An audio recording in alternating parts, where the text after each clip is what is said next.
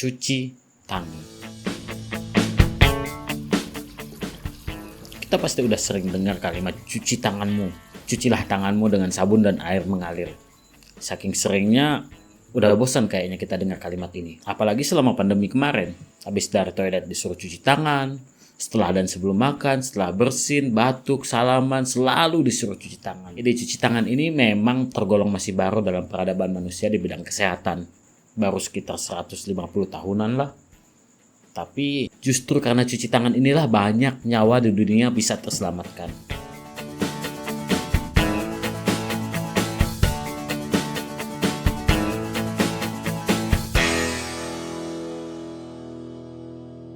Saat pertama kali diperkenalkan, ide cuci tangan ini justru dianggap sebagai skandal di rumah sakit. Kenapa? Karena menuduh dokter sebagai penyebab kematian pasien. Lu coba bayangin lu jadi dokter.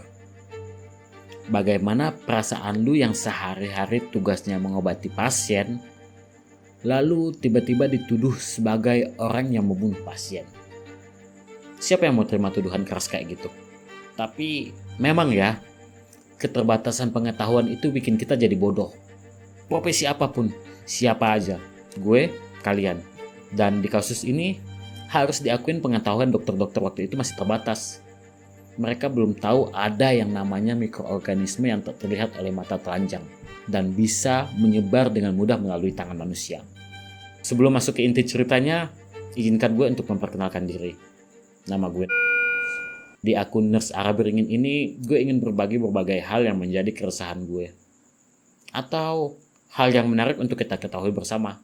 Dan karena gue bekerja sebagai perawat, gue juga akan berbagi hal-hal menarik mengenai disiplin ilmu yang gue pelajari dan gue geluti sebagai mata pencarian. So, tanpa berlama-lama lagi, mari kita masuk ke acara intinya.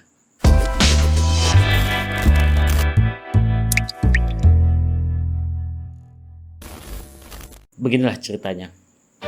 200 tahun yang lalu di Eropa, demam nifas adalah momok yang menakutkan bagi seorang ibu yang baru melahirkan. Dari 100 orang ibu yang melahirkan, paling enggak 15 orang meninggal. Bahkan bangsawan yang punya sumber daya banyak sekalipun gak bisa menghindar dari penyakit ini. Seperti yang dialami oleh Jane Seymour, istri Raja Henry ke-8. Jane Seymour meninggal beberapa hari setelah melahirkan. Dan diduga dia meninggal karena demam nifas. Buat kalian yang belum tahu, demam nifas itu adalah demam yang terjadi akibat infeksi. Biasanya terjadi setelah 24 jam sampai 10 hari setelah seorang ibu melahirkan. Dan kejadian demam nifas ini waktu itu terlalu sering, Pak. Sampai membuat seorang dokter penasaran. Dan nama dokter ini adalah Ignaz Semmelweis, seorang dokter Hungaria. Karena penasaran kenapa demam ini sering banget terjadi, Dr. Ignaz lalu melakukan penelitian. Di penelitiannya itu dia buat 2 grup. Grup 1 ini isinya bidan semua. Grup 2 isinya dokter laki-laki semua. Dan hasilnya pasien yang dihandle oleh bidan angka kematiannya lebih kecil daripada pasien yang ditangani oleh dokter laki-laki. Jadi apakah bidan lebih jago daripada dokter? Usut punya usut, dicarilah penyebabnya. Dan akhirnya ketahuan. Ternyata dokter-dokter itu sebelum membantu seorang ibu melahirkan, mereka belajar otopsi dulu. Dan yang namanya belajar otopsi pasti menggunakan mayat atau kadaver. Sedangkan bidan-bidan gak ada tuh yang namanya otopsi-otopsian. Mereka hanya bekerja di kamar bersalin aja. Nah, dokter-dokter itu setelah belajar otopsi gak cuci tangan waktu masuk ke kamar bersalin. Bukan kewajiban juga waktu itu untuk cuci tangan. Yang artinya mereka secara gak sadar membawa mikroorganisme dari kadaver saat melayani ibu bersalin. Dan itulah penyebab demam nifasnya terjadi. Istilah yang dipakai Dr. Ignaz waktu itu cadaverous particles.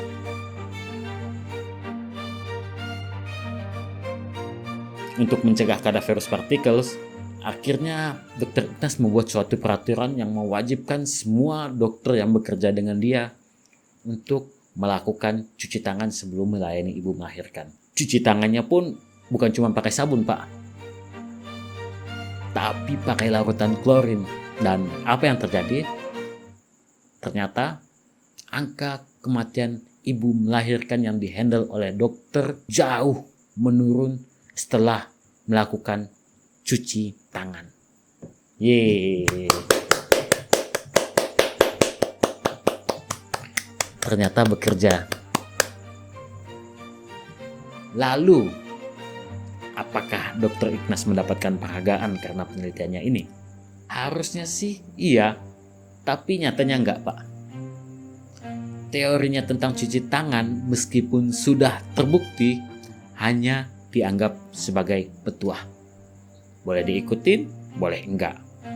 Celakanya dia malah dihujat dan dikucilkan karena teorinya ini dianggap sebagai fitnah.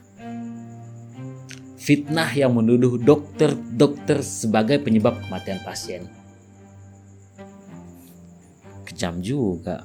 Apakah Dr. Ikhnas menyerah karena idenya ditolak? Kayaknya menyerah itu bukan pilihan untuk Dr. Ikhnas. Apalagi dia yakin banget nih hasil penelitiannya benar. Dan ada buktinya lagi kan? Dicobalah untuk dipublikasikan hasil penelitiannya ini ke publik. Dan hasilnya nihil, Pak. Tetap cuci tangan hanya dianggap sebagai petuah. Ya mungkin karena udah capek, gak ada yang nerima idenya, gak ada yang nerima teorinya. Kayak pepatah, bagai berteriak di dalam air. Akhirnya Dr. Ikhnas nyerah juga. Sampai dia meninggal, teorinya tentang cuci tangan tetap hanya tinggal teori. Memang pernah ada yang coba untuk praktekkan teori cuci tangan ala Dr. Ikhnas ini. Namanya Dr. Joseph Lister. Tapi dia juga kena kritik, Pak. Nah, momen perubahannya terjadi adalah saat seorang ilmuwan Prancis bernama Louis Pasteur memperkenalkan germs theory. Suatu teori yang bisa membuktikan bahwasannya mikroorganisme menyebabkan infeksi pada manusia dan hewan. Dan untung banget, ternyata Louis Pasteur dan Joseph Lister ini bisa berkolaborasi, Pak. Louis Pasteur mendukung segala teknik antiseptik yang dilakukan oleh Dr. Lister yang ngasih bukti nyata bahwa mikroorganisme ternyata dapat dihambat untuk mencegah infeksi. Sebaliknya, Dr. Lister juga ngasih validasi medis pada teorinya Pasteur dan bisa menerapkannya langsung ke dalam bedah klinis. Setelah kolaborasi yang cukup intens di antara dua orang ini, barulah teori cuci tangan Dr. Ikhnas diterima.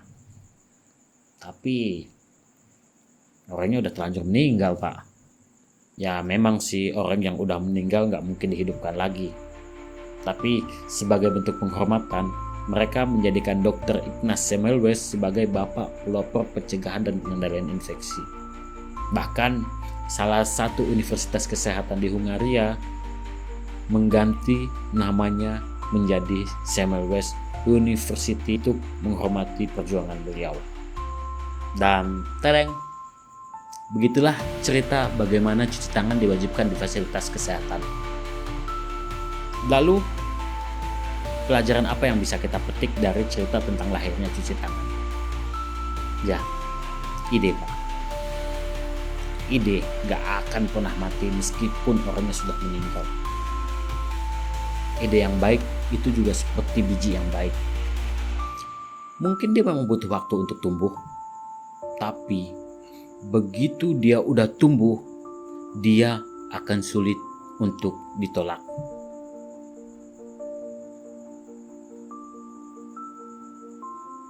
Sampai ketemu di next video. Tabik.